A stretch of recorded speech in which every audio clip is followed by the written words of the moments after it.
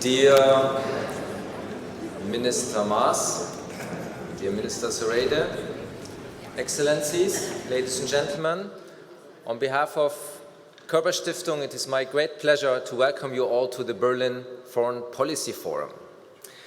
From ambition to action, making multilateralism work. This is the topic of this year's forum, and it could not be more timely. Great power competition has returned to international relations. While some are debating whether NATO is still kicking and alive, others are creating facts on the ground. At the same time, global challenges from climate change, non-proliferation, migration require urgent attention, yet international institutions seem to be too weak to come up with effective solutions. As a consequence, the international order is eroding. Germany has launched an alliance for multilateralism to strengthen international cooperation and institutions. The last meeting took place just 2 weeks ago at the Paris Peace Forum, of which Körber-Stiftung is a proud co-founding member. Many other countries, like Norway with its white paper on multilateralism, have come up with their own ideas and proposals. However, the big question is, of course, how to translate noble ambitions into effective action on the ground, and how to ensure that multilateralism is not just a lofty concept for diplomats and policy wonks like we are here in this room. We asked the Germans in April this year, and 67%, two-thirds, did not know what exactly multilateralism means. Multilateralism is certainly not the magic formula that will bring us back to an idealized post-Cold War moment. Yet it can be a tool to cooperate on common challenges, to avoid escalation, and to strengthen institutions. We at Körber-Stiftung have committed ourselves to facilitating international dialogue across political, ideological, national, or religious borders. We help to build bridges and, in the spirit of our founder, Kurt Körber, to talk to each other rather than about each other, the basis of multilateralism. This is also the purpose of the Berlin Foreign Policy Forum, which we established in 2011 on the occasion of the 60th anniversary of the re-establishment of the Federal Foreign Office after World War II. So next year we will be already hosting the 10th edition of the Berlin Foreign Policy Forum. From the beginning, we have placed a special emphasis on involving the broader public in foreign policy. So this is why we conduct each year a survey on German attitudes to foreign policy. Each time, for example, we ask whether Germany should assume more responsibility and become more strongly involved in international crisis. Next year, Germany assumes the presidency of the European Council, yet the German population continues to remain rather skeptical according to our survey. 49% prefer restraint in international crisis, 43% more involvement. That is a slight change from last year's result. Last year we had 55% pleading for restraint and 41% for more involvement. One explanation could be that Germans feel rather safe. Despite international tensions, 76% feel very or somewhat safe. Yet the changing international landscape and political climate has left a mark on the German public. 30 years after the fall of the Berlin Wall, only 55% prefer German foreign policy to remain anchored in the West, together with the United States and our European partners, whereas 31% wish Germany should adopt a neutral foreign policy. Also, the attractiveness of the West varies greatly among age groups. In the age group from 50 to 64 years, 61% prefer belonging to the West, while in the group from 13 to 34 years, only 47% prefer belonging to the West. And finally, in the east of Germany, the German public is divided. 43% support belonging to the West, 42% prefer a neutral foreign policy. So clearly, the commitment of the German public to the West cannot be taken for granted. It has to be reaffirmed time and time again. You can find the results of this survey in the third edition of the Berlin Pulse, our flagship publication on German foreign policy that has already become a standard source for those who are interested in what Germans think when it comes to international relations. German and international authors such as German Minister of Defense Annegret Kramp-Karrenbauer and the Polish Foreign Minister Jacek Czaputowicz expressed their hopes and expectations for Germany's international role. Don't forget your personal copy. Further results will be presented later by Liana Fix, who is our program director for the Berlin Foreign Policy Forum, together with our wonderful partner, the Pew Research Center.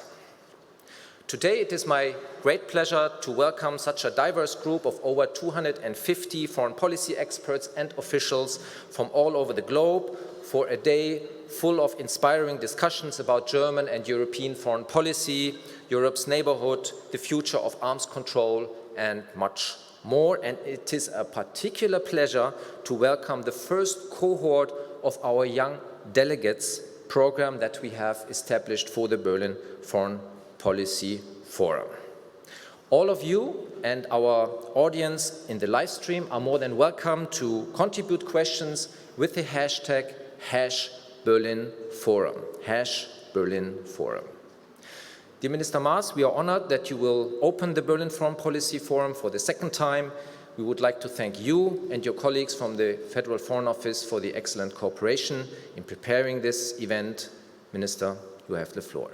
Thank you.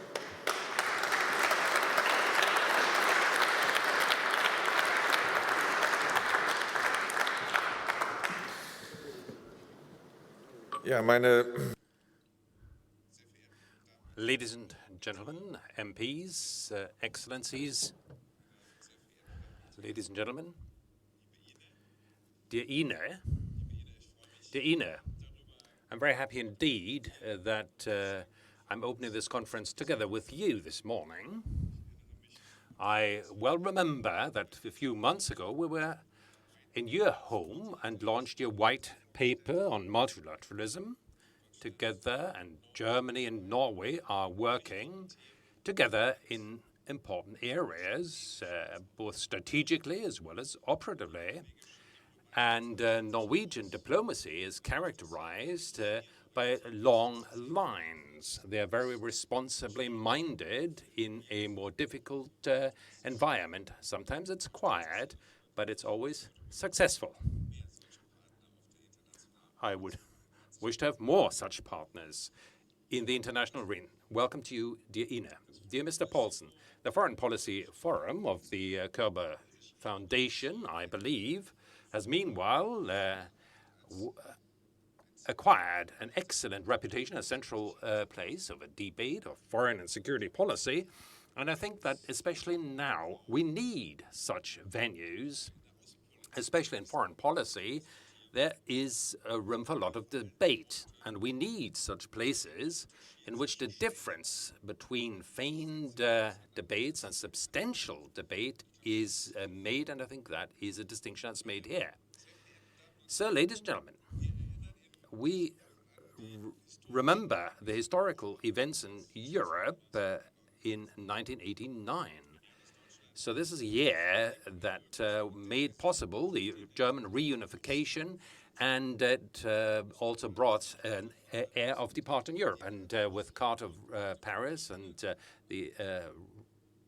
Russia had become from an opponent to a partner. So in this time where we're discussing, actually everything's become worse. Everyone's saying this, and the world is becoming more and more difficult. So I'm not quite sure whether everything's become more difficult and worse when I look at the last 30 years. So I'm sure that 30 years ago, everything was worse.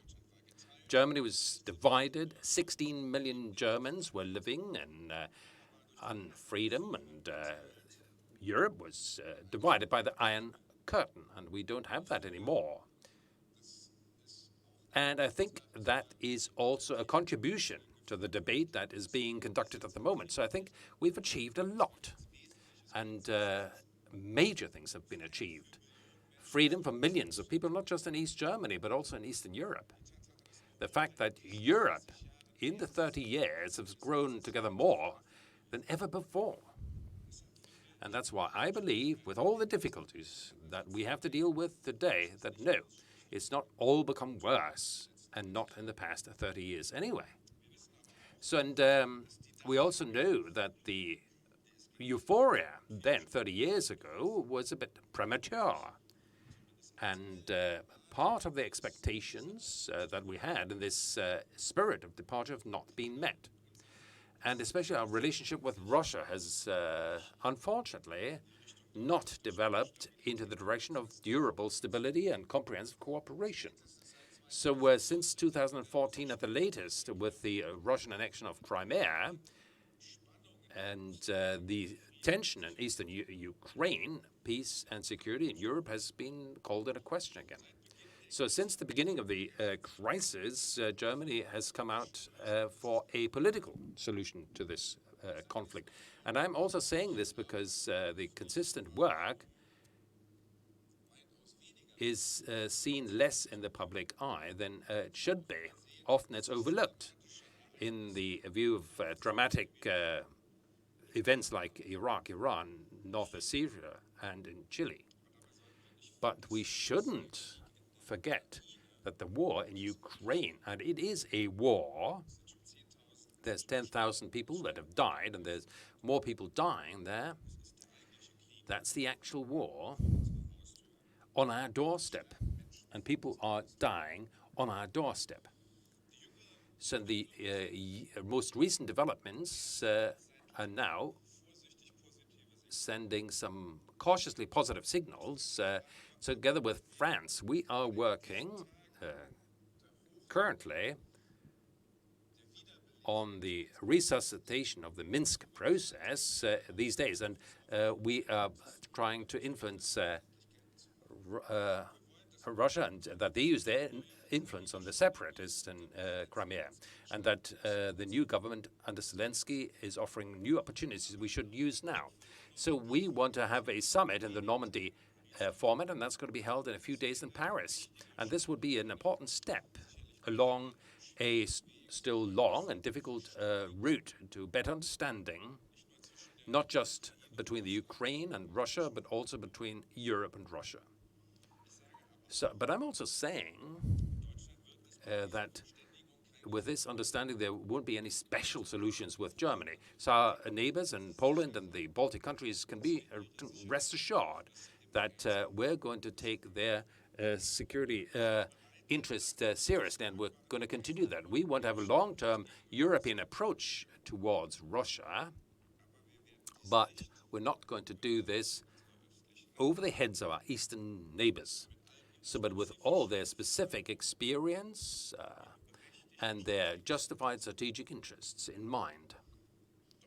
So Germany, for many East European neighbors, is the bridge between East and West. And the expectations here to Germany, and especially expectations from the Eastern European neighbors, are extraordinarily high. So there's the concern that Europe is becoming a Europe of first and second class. So a core Europe and the remainder of Europe. That's not a new discussion, mind you. A Europe of 2 speeds, of 3 speeds, or whatever. So I think that's a great danger too. And that is that the concerns of our Eastern European neighbors will become reality at some point, and that maybe within the European Union, they might regard themselves as members of second class. Whether that makes things easier to then react to developments with a rule of law in individual countries, that is what I doubt greatly. I think the influence would then be reduced, rather. That's why such a development cannot be in the overall European interest.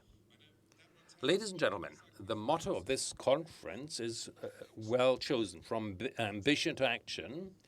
So the ambition is the one thing, but the decisive thing is the effect and the success of our action, especially when it's about international multilateral cooperation. So at the end of last week, I was at the G20 foreign minister meeting in Japan, and there was multilateralism and rule of law that we discussed there. And all the contributions that were held in the plenary session all praised multilateralism and rule of law and a lot more, which is also important to us in international cooperation. And I asked why, when we all agree on this question, the world looks as it looks now, and especially multilateralism and international organizations, that they are being put under pressure, both from the inside as well as outside. I think that has something to do also with the fact that there's big differences between ambition and action. So I believe that this should be put on the agenda. So to give you an example, NATO.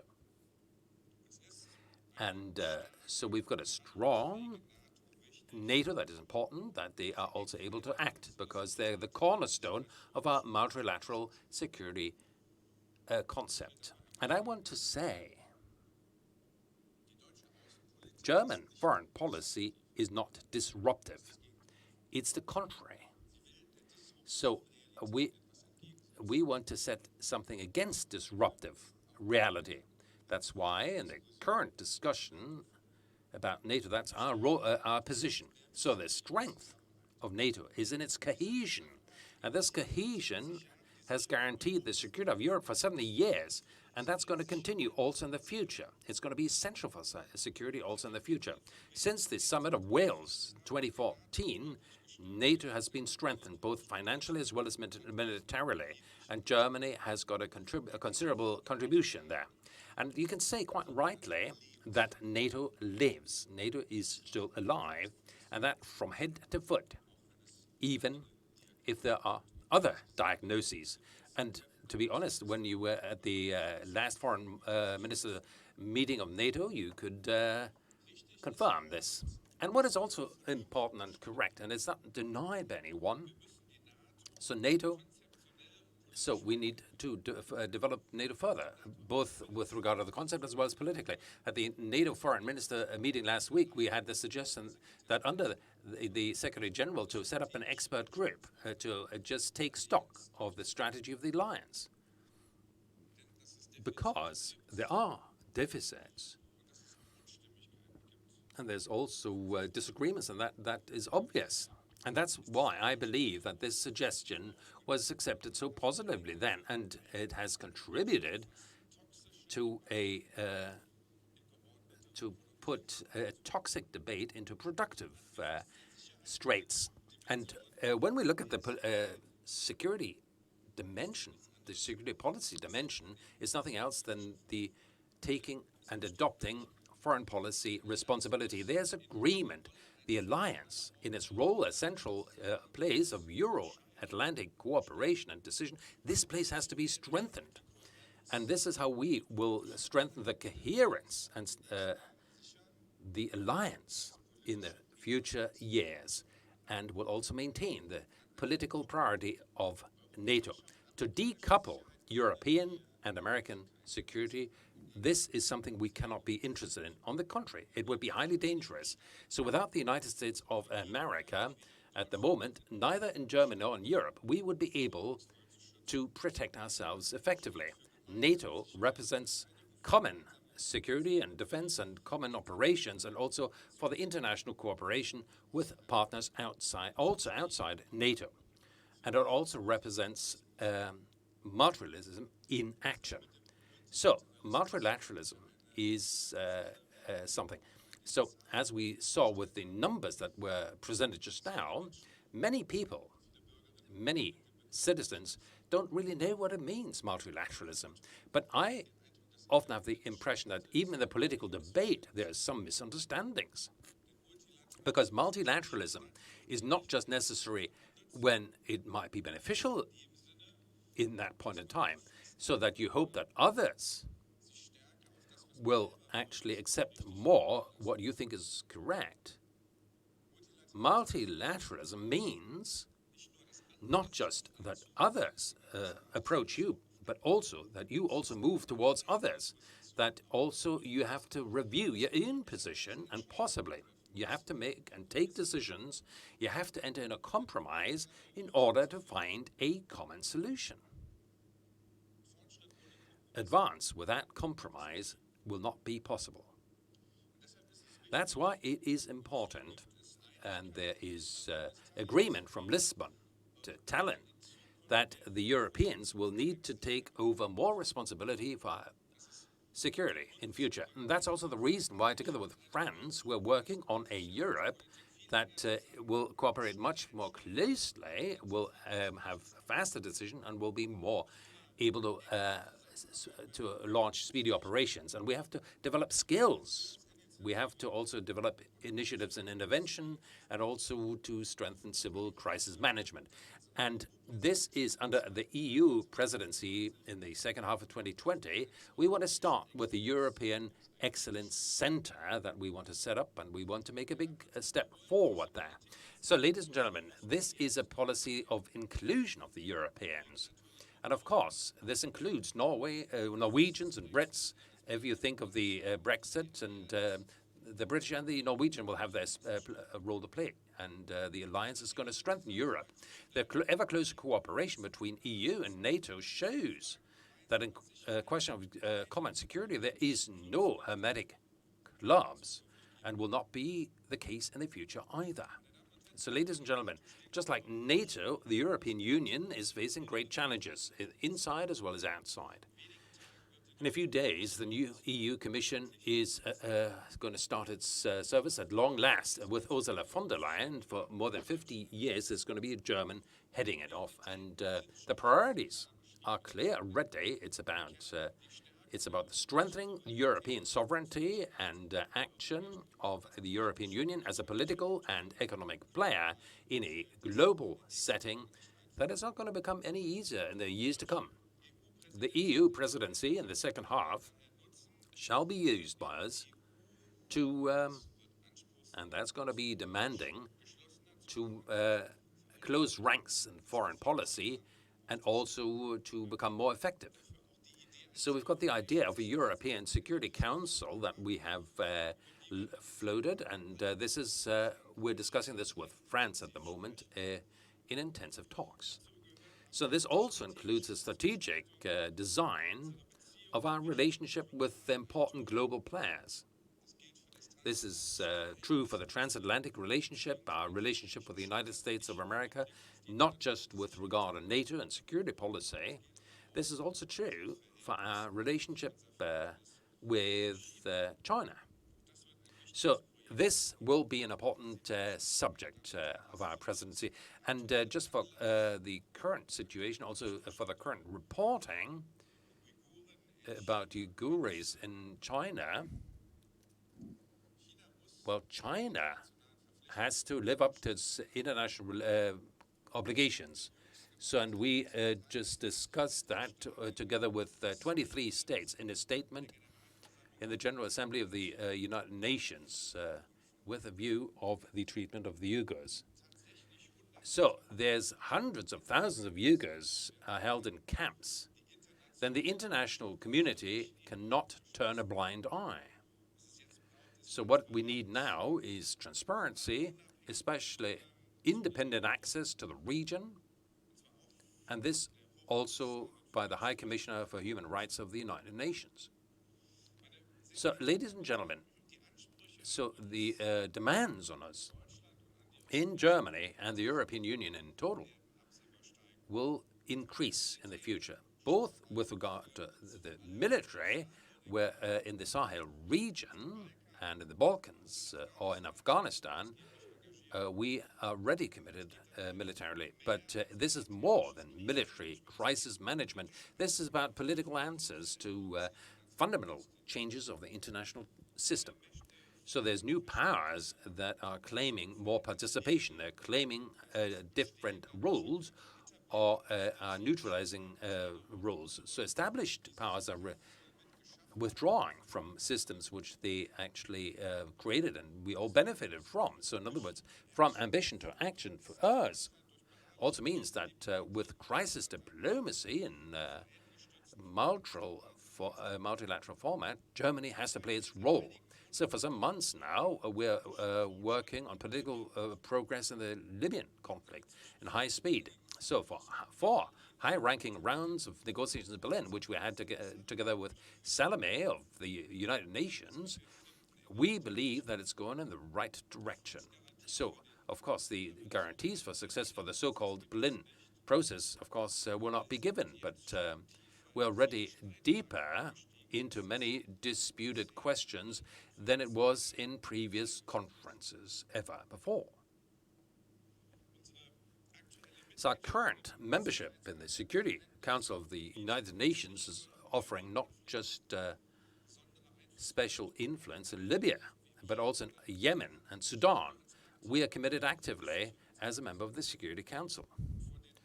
And so we've got the groups of Friends of Sudan and also discrete negotiations that are decisive to develop a readiness for serious negotiations. We're trying to make our contribution.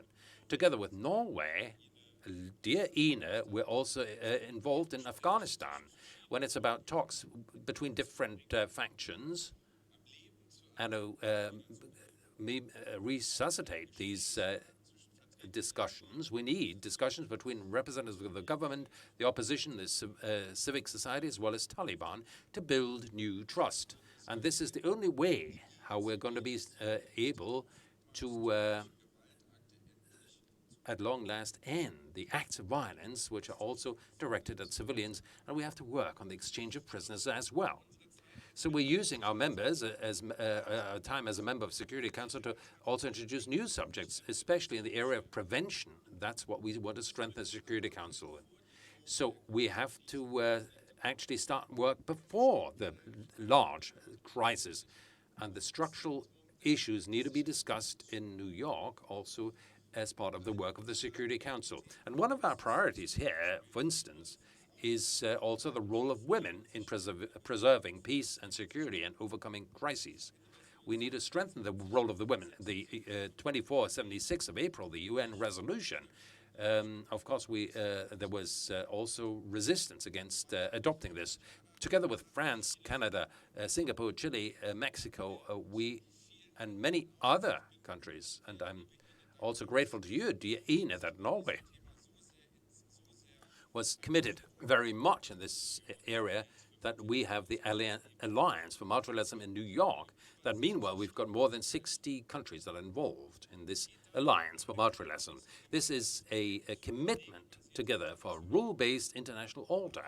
However, and that's even more important, that is a group of states that are united by the will to achieve concrete action and results through multilateral cooperation. So, for instance, some days ago, about lethal autonomous weapon system, so-called killer robots, the alliance actually got a breakthrough. So for the first time, the treaty countries of the UN weapons agreement agreed on 11 rules to stipulate this type of weapon system. That was not possible so far. That's why this subject, as well as other subjects, will be continued to be discussed in Geneva, New York, within this alliance, because we're talking about this central issue of future security. So, ladies and gentlemen, so we decided for this alliance in New York, and there are more important subjects for the future: climate and security, humanitarian, international understanding, cyber work, and also in multilateral forums, as well as the international organizations. We're trying to achieve the advance that we've been waiting in part for too long. Dear Ine, so Germany and Norway have got one goal, and that is, together with other like-minded countries, to work for the maintenance of the international order and a multilateral cooperation and it's not more and not less. So, with an ambition, but with above all, with concrete action. And this, ladies and gentlemen, is something we have to rely on, that there is an input, not only from state authorities, but it's also about the discussion and to conduct this discussion in the public realm and also with representatives of the civic society. So you have to generate an awareness what international cooperation actually means, so that we don't want to fall back into just national decision-making. We'll not deal with any challenge that we have to deal with, because all of these challenges, globalization, climate change, digitization, migration, all of this is global and not national. And we need global answers. And that's why we live in a time in which we need more international cooperation and not less. Thank you very much.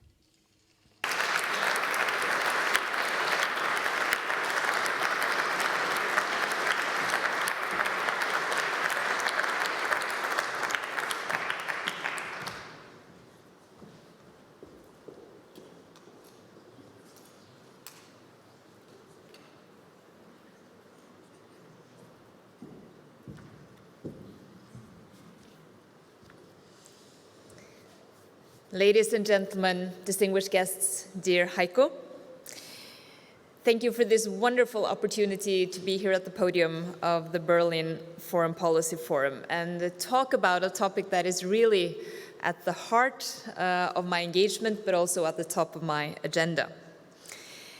As Heiko has mentioned, we had a very good collaboration when we presented our white paper on multilateralism.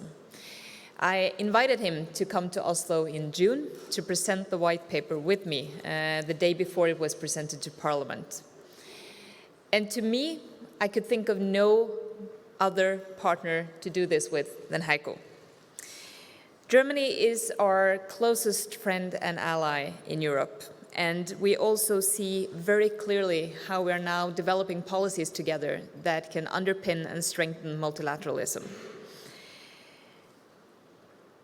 When we started working on the white paper, we had, I would say, no idea that it would turn out to be such an important instrument also domestically for the foreign policy discussion in Norway. When I traveled around the country visiting universities and schools and other places where I talked about the work that we were doing with this white paper, it was a full house almost everywhere. And I was a bit surprised. The reason, I think, was that we probably hit a nerve because people are uneasy. They are anxious about what is happening when we see great power rivalry, when we see the institutions that we have been used to seeing as those securing our core interests being undermined, or there being harsh discussions over things we were absolutely sure could almost not be discussed anymore. So people are, of course, asking, so what do you do about it? How do you deal with this challenge? And obviously, it's not possible for a country like Norway or Germany to deal with this alone. That's why we have to join forces. And looking at the title of this forum, I think it's important to remind ourselves sometimes that multilateralism already works. It's not dead. It's not even brain dead. It's actually quite vital in many senses. And I will not downplay the challenges that we see to multilateralism, and I will very soon get to them. But we also have to remember that significant parts of the multilateral system have been working and are still working in areas of economy, of security, and maybe also in some areas that are not as known to people, like telecommunications. We have a very clear realization in Norway that our security, our economy, and our welfare depend on international cooperation.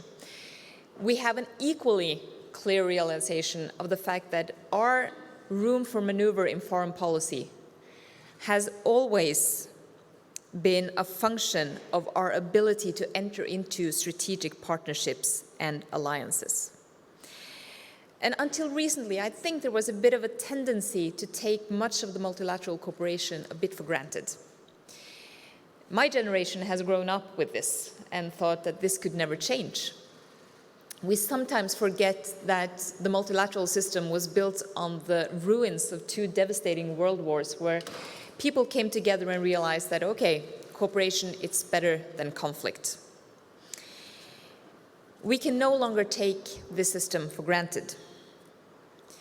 And as Heiko mentioned, what is at the heart of multilateralism? Well, at the heart is actually our willingness to commit beyond our narrow self-interest, because we realize that for our interests and for others' interests, we can achieve more together. NATO is probably one of the best examples of this. At the core of NATO lies our obligation to risk our own soldiers' lives to defend each other. That's a tall order. But that is actually what is at the heart of NATO.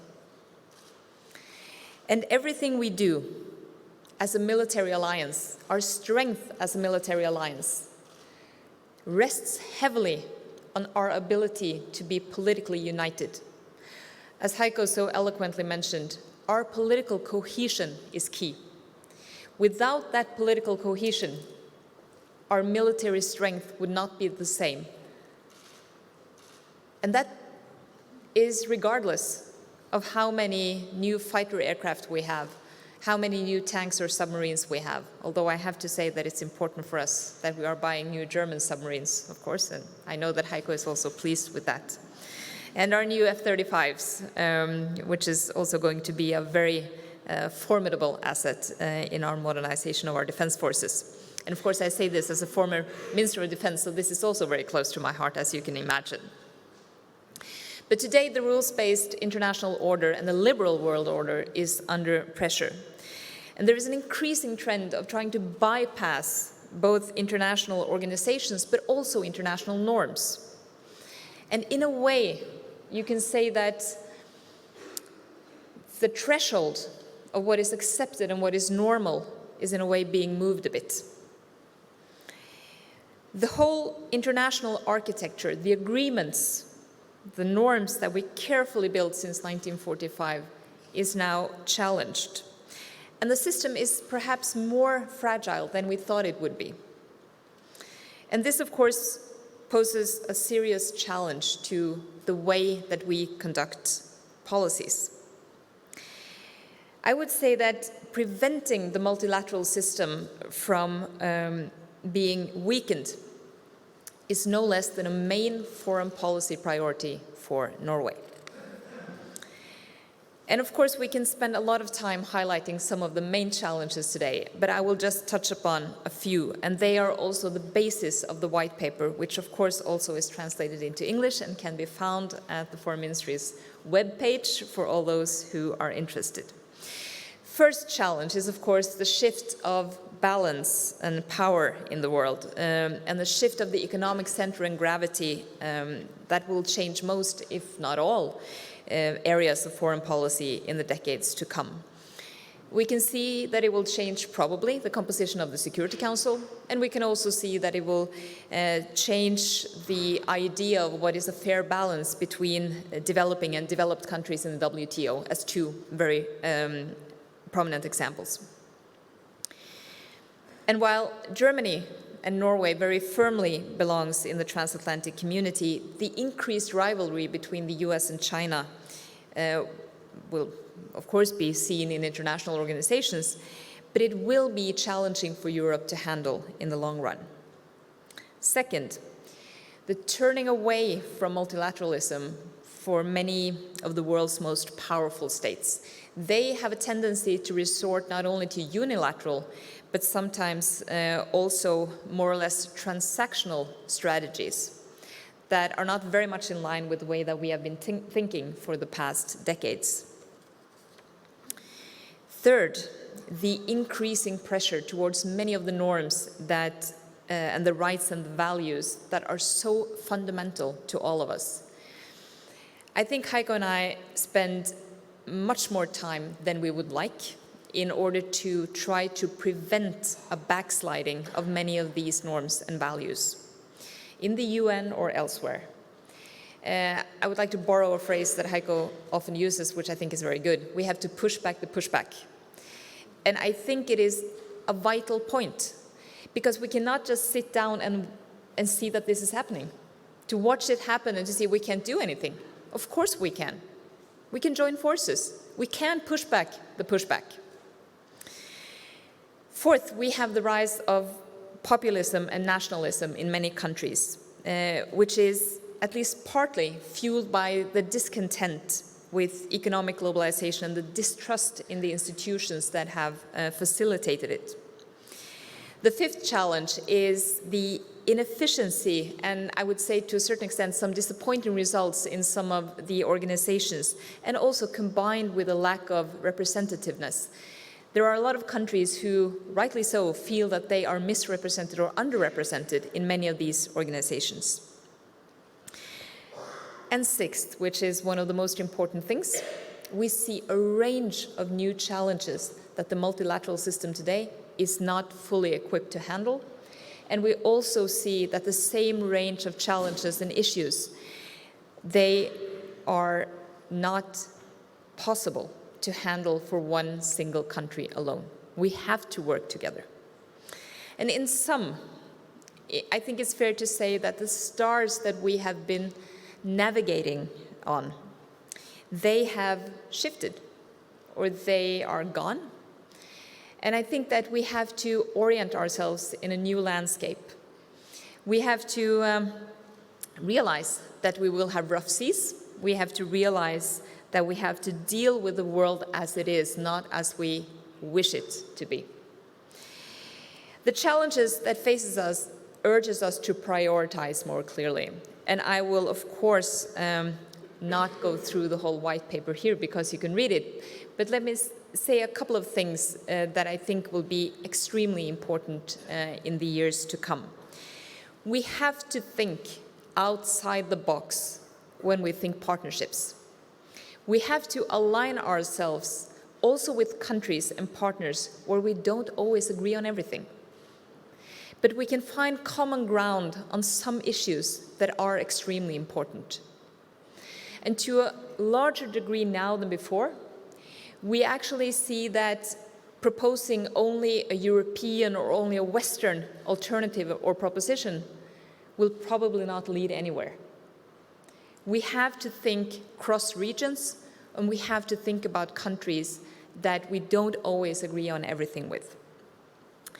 We have to prioritize the reform of the multilateral system. Again, if we only sit back and watch the multilateral system being weakened, one day it will probably be so ineffective that we will have no use of it, none of us. And then we are back to the place where we started, where might is right, and that's not the place we want to be. And I'm not saying that only because we're a small country. No one wants to be there. And I wanted to give you a couple of examples of two things: multilateralism that works, and also the need to move from ambition to action. And strangely enough, those two examples come from Oslo, and I think that, well, since I'm the Norwegian Foreign Minister, I can allow myself to give a couple of Norwegian examples. Last month, we hosted the 6th Our Ocean Conference in Oslo, which is, I would say, a very interesting initiative that was made by John Kerry back in 2014. And it's a collection of governments, of civil society, of companies and other stakeholders who together give voluntary commitments. And the commitments that came out of Oslo were wonderful. The idea is, of course, to have clean and healthy oceans in order to be able to reach the SDGs, in short. These partnerships are extremely important. And yesterday afternoon, I came from the opening of the 4th review conference of the Mine Ban Convention. Norway currently holds the presidency, and actually the Mine Ban Convention can be said to be one of the most successful disarmament treaties in recent history.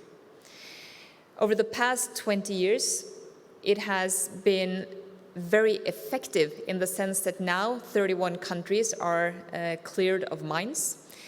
We have been able to destroy 4.6 million mines that were in the ground and also destroy almost 53 million mines that were stockpiled. I would call that quite successful. But again, not stepping up to these multilateral arenas, not resuming that responsibility, makes them more vulnerable. And let me, in this regard, approach the conclusion saying the following. The Alliance for Multilateralism, which was launched by Heiko and our good colleague Jean-Yves Le Drian from France in New York, was very timely. But we have to continue that work. We have to continue to do all the things we do on a daily basis, and we have to dare to think that still our future will be decided by our political decisions. That's not going to change. We just have to decide what political decisions we're going to make, how brave we are going to be on behalf of future generations. If we are the last generation to have a more or less functioning multilateral system, or if this is something that we want to deliver to the generation that comes after us. When I took the floor at the NATO ministerial meeting on Wednesday to support Heiko's initiative on a wise man's group and talking about politics in NATO, it was precisely of the same reason, because we need the initiatives where we discuss politics and policies. We need to understand that we have to underpin what we do with political commitments. It is sometimes easy to become quite depressed when you read the news or you watch TV nowadays, so don't do too much of that. Or, well, you can, but you shouldn't do too much. My point is this. Yes, we have a challenge, but we also have enormous opportunities to join forces now that so many countries want to see an alliance for multilateralism, want to see our system work. We have to make sacrifices, we have to compromise, just as Heiko said, but we can do it. It is possible, because again, our future depends on the political solutions and decisions we make. Thank you.